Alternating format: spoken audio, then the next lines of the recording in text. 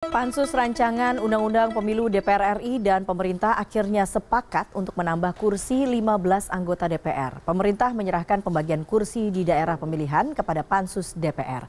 Keputusan ini akan diterapkan dalam pemilihan umum tahun 2019 mendatang. Setelah melalui proses pembahasan cukup alot, Pansus Rancangan Penyelenggaraan Undang-Undang Pemilu dan Pemerintah akhirnya menyepakati penambahan 15 jumlah anggota DPR pada pemilu 2019. Jika kini jumlah anggota DPR 560, maka pada pemilu legislatif 2019 akan bertambah menjadi 575. Alasan pemerintah menyepakati penambahan 15 kursi karena mencermati tingkat kemahalan kursi DPR di sejumlah provinsi. Kami mencermati bahwa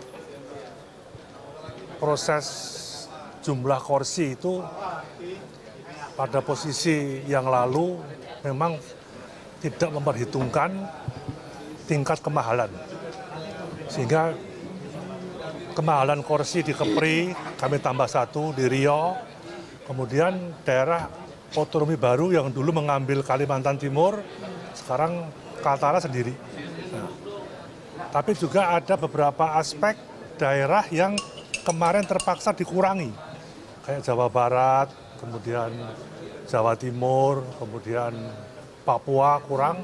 Nah, setelah kita berhitung bahwa ini juga menyangkut kepentingan masyarakat pemilih, menyangkut daerah pemilihan, menyangkut geografis, menyangkut jumlah penduduk, maka pemerintah mengambil kebijakan maksimum antara 5 sampai 15. Nah, tambahan 10 itu kami serahkan pada masing-masing fraksi. Kemendagri menepis APBN akan membengkak demi pembiayaan 15 anggota DPR baru. Menurut pemerintah, anggaran hanya bertambah 30 miliar per tahun untuk pembiayaan anggota Dewan baru. Sementara anggota Pansus Pemilu menyambut baik keputusan penambahan 15 anggota DPR oleh pemerintah. Untuk pembagian kursi di daerah pemilihan akan diserahkan kepada Pansus RUU Pemilu. Ya, konfirmasi dari pemerintah 15. 15 ini tadi disepakati oleh Pansus dengan catatan pemerintah menyampaikan untuk distribusinya ini yang 15 diserahkan kepada DPR. Jadi ya mungkin dari pihak DPR atau Pansus besok akan mempertimbangkan bagaimana teknisnya mengatur 15, kan kurang 4. Apakah misalnya seperti yang saya katakan tadi, atas nama partai, fraksi tadi, fraksi Partai Golkar, ya apakah yang dua-dua, penambahan yang dua-dua, kita relakan satu-satu saja. Selain menyepakati penambahan kursi anggota DPR, Pansus RUU Pemilu dan pemerintah juga menyetujui isu keterwakilan perempuan di partai dan verifikasi parpol. Seluruh partai politik yang pernah mengikuti pemilu legislatif 2014 tidak perlu mengikuti verifikasi untuk pemilu 2019. Rifana Pratiwi, CNN Indonesia.